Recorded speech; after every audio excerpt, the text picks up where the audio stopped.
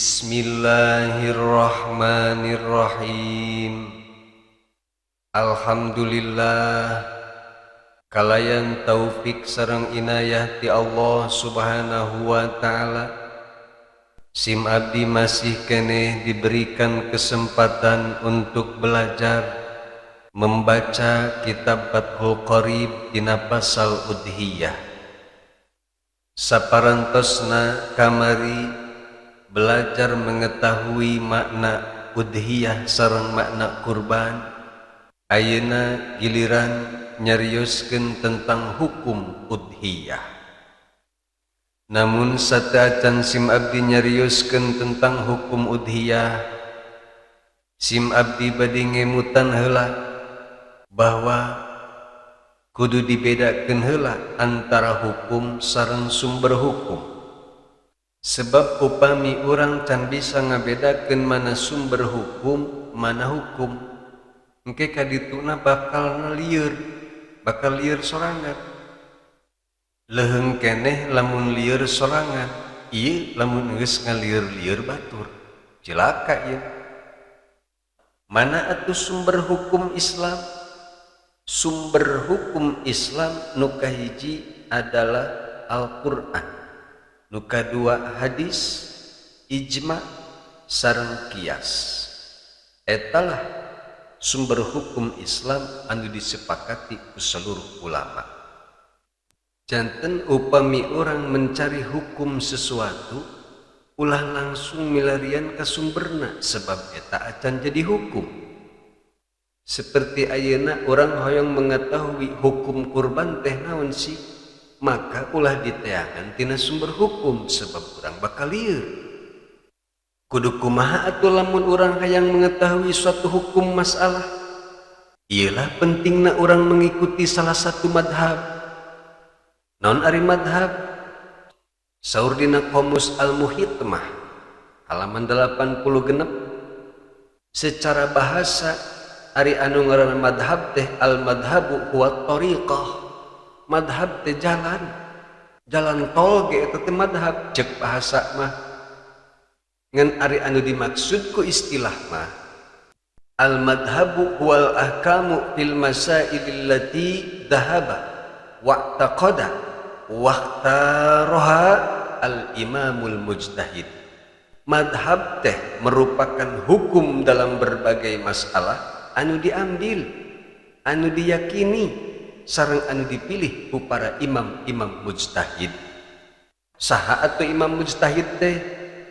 Di antarana Imam Syafi'i, Imam Hambali, Imam Hanafi, sareng Imam Maliki rahimahumullahu ta'ala.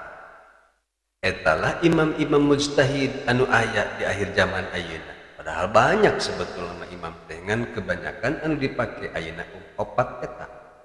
Jadi secara singkat madhab teh merupakan hasil elaborasi, hasil penelitian secara mendalam para ulama untuk mengetahui hukum Allah anu terdapat dina Al-Qur'an sareng hadis serta dalil-dalil anu lain. Jadi lamun urang bade bicara hukum terus langsung ngutip dina sumber hukumna atuh sarua jeung rek ngaloncatan imam nu opat ieu, dan orang belum tentu mampu untuk menjalani eta.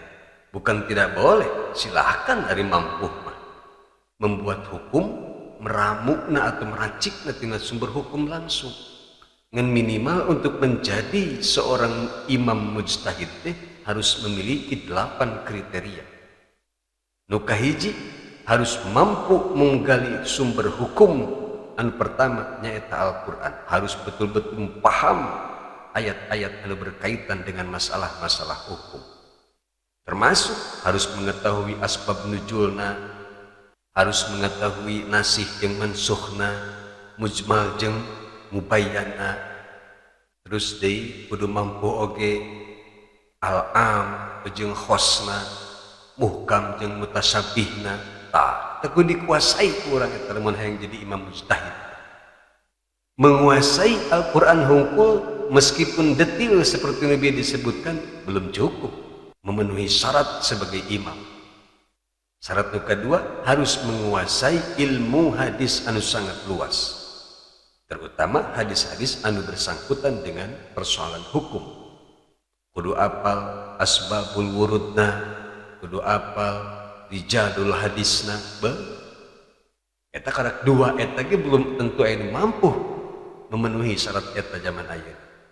Encan ke kadituna kudu memahami persoalan-persoalan anu tos disepakati ulama, ijma teh ngaranna. Kudu memahami kias, kudu memahami bahasa Arab dengan sempurna, mimiti ilmu nahwu sorof, ilmu balaghah jeung nu lainna. Nah, matak iyalah urang wajibna mengikuti salah satu madhab anu opat ieu. Sebab urang moal mampu jadi imam mah mending keneh nuturkeun bae. Naon margina abdi nyarioskeun heula antara sumber hukum sareng hukum. Margi ayeuna mah sok aya ustad-ustad upami ditanya ku jamaahna tentang hukum, sok langsung menjawab tina sumber hukum. Misalnya, oh hukum ini hukumnya begini sebab hadisnya begini atau Al-Qur'annya begini, tanpa ningali heula naon sih pendapat imam tentang hadis eta atau tentang Al-Qur'an eta. Sebab harus diingat, hadis itu tidak semuanya langsung bisa dipahami secara tekstual. Tapi ayat sebagian hadis, bahkan banyak hadis-hadis, untuk memahami nanti harus melalui proses penelitian anu sangat mendalam. Naon maksudna Kanjeng Nabi nyarios kieu atau berlaku seperti kieu, asbab wurujna naon, rijalul hadisna kumaha, sikoh apa henteu dan lain sebagainya. Kudu diteliti heula. Saha anu berhak meneliti eta? Tadi teh ya, imam mujtahid anu tos memenuhi 8 syarat anu tadi. Matak urang mah mending nuturkeun bae pendapat imam. Ieu imam milihna hadis nu mana? Tah eta anu dituturkeun ku urang. Jadi mun ngajawab hukum kuduna kieu, saur madhab Imam Syafi'i hukumna wajib, dalilna akarak bejakeun sumber hukumna, hadisna naon, Al-Qur'anna naon, kitu kuduna. Sekalipun urang teu apal sumber hukumna, geus bae taklid ka Imam Syafi'i. Saur Imam Syafi'i hukumna wajib, naon dalilna? Ah teuing pokona mah urang mah taklid bae ka Imam Syafi'i. Kitu kuduna. Seperti contoh, urang sebagai penganut madhab Imam Syafi'i meyakini bahwa kunut subuh teh hukumna sunnah abad. Ketika ditanya naon cenah dalilna, naon hadisna, ah teuing teh nyaho urang taklid bae ka Imam Syafi'i, cukup kitu ge. Ngan lamun urang mengetahui dalilna, eta lebih hebat, supaya lebih mantap urang ketika melaksanakan ibadah teh.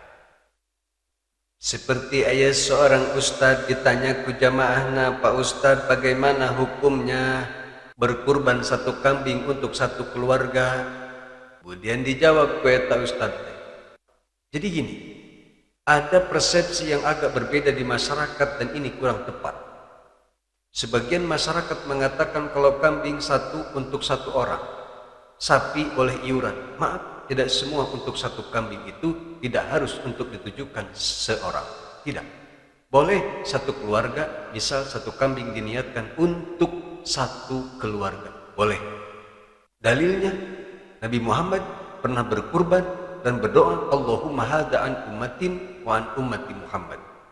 Ya Allah, tolong terima korban saya dari Muhammad dan keluarga besar Muhammad dan untuk umat Muhammad yang selama hidupnya enggak pernah bisa berkurban.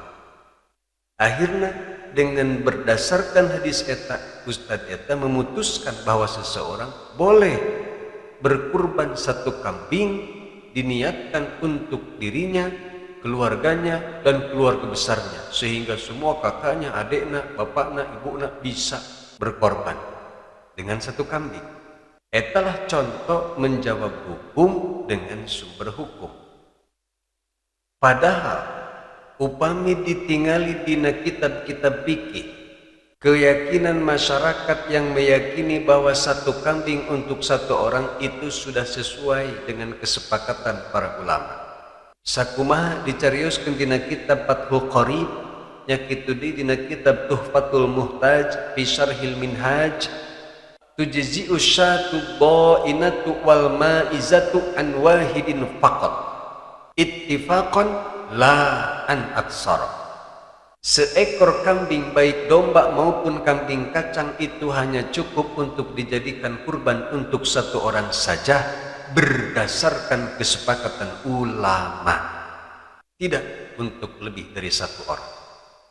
Janten pemahaman masyarakat anu meyakini bahwa satu kambing hanya cukup untuk kurban satu orang, itu adalah pemahaman berdasarkan kesepakatan ulama. Kemudian timbul pertanyaan, apakah eta para ulama tidak mengetahui adanya hadis Allahumma hada an Muhammadin wa an ummati Muhammadin? Ulama-ulama bukan hanya sekedar mengetahui, tapi beliau memahami hakikat hadis itu sendiri. Sakumaha masih dicarioskeun dina kitab Tuhfatul Muhtaj, wa khabaru Allahumma hada an Muhammadin wa ummati Muhammadin mahmulun ala tasyriki fis sawabi wa huwa jaizun. Hadis tersebut harus dipahami sebagai gabungan di dalam pahala, bukan kurban, dan perkara eta dibolehkan. Jadi anu kurban nama abdi sorangan nyalira dan terus abdi ngadoa, ya Allah ieu kurban ti abdi Herman tea sareng mudah-mudahan ieu pahala kurban abdi didugikeun ka si A, si B, si C dan seterusnya. Itu boleh menurut ulama.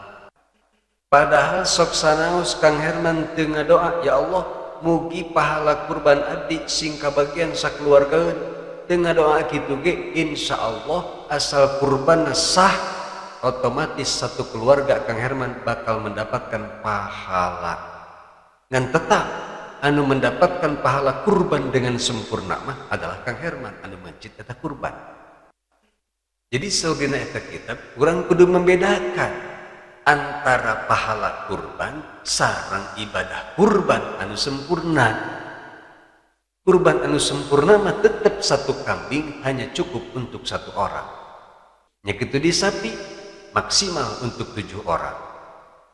Lumatak saur ulama dina kitab Hasyiah Bajuri alal Fathil Qarib, walawis tarokal atsara min sab'atin fi badanatin lam tujji an wahidin minhum.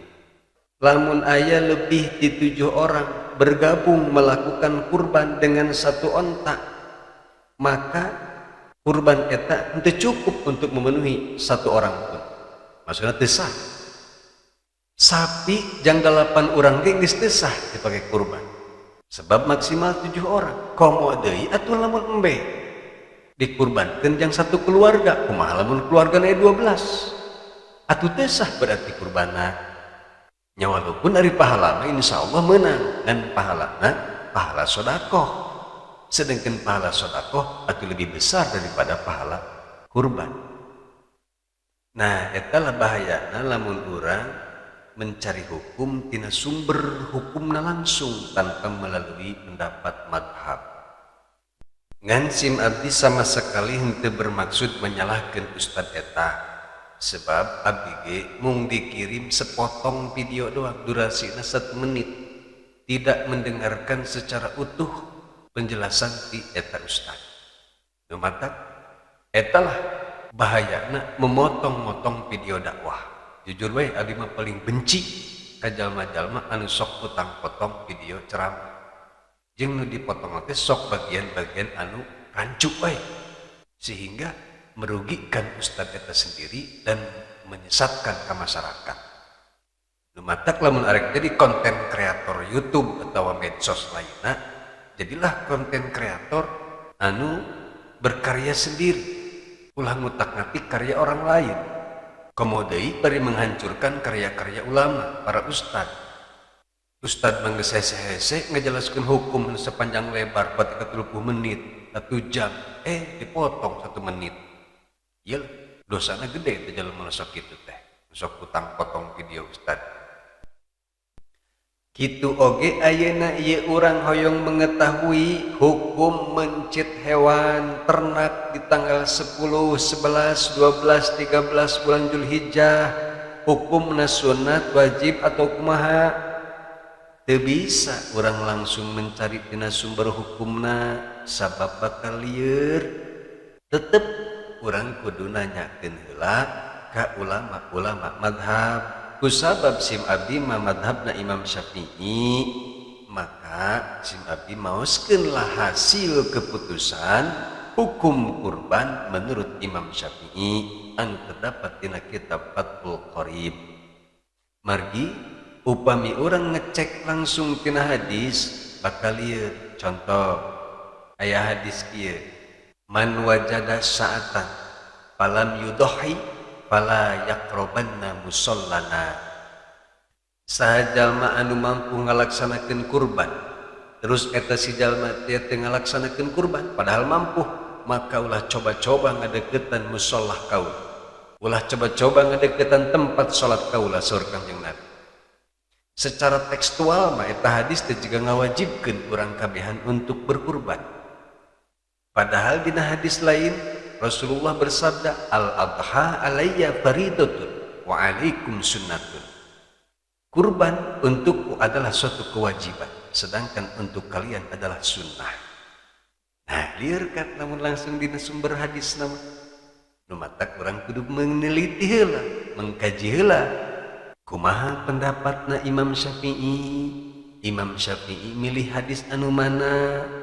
Pancen can kapanggih jeung Imam Syafi'i nage. Pan aya eta kitab-kitab karangan beliau, kitab-kitab karangan ulama-ulama anu mengikuti madhab Imam Syafi'i, salah satuna Taqrib atau Fathul Qorib. Saudina ieu Fathul Qorib, wal udhiyatu sareng ari udhiyah sunnatun eta hukumna sunnah muakkadatun anu muakkadah anu dikeukeuhkeun anu dikudukeun alal kifayati netepan kana sunnah kifayah. Atuh jadi numutkeun madhab Imam Syafi'i mah bahwa udhiyah atau nepi kurban teh eta hukumna sunnah muakkadah alal kifayah. Naon dalilna Imam Syafi'i rahimahullah menghukumi kurban dengan sunnah muakkadah alal kifayah? Sebab tadi teh aya hadis Kanjeng Nabi, al-adha alayya faridatun wa alaikum sunnatun. Nah, geuning cenah cek Kanjeng Nabi mah sunnatun hungkul teu make muakkadah alal kifayah. Nah, eta lah hese jadi imam. Nu matak urang mah mending kadeh nuturkeun imam wae daripada sok-sokan ngutip langsung hukum tina sumber hukum.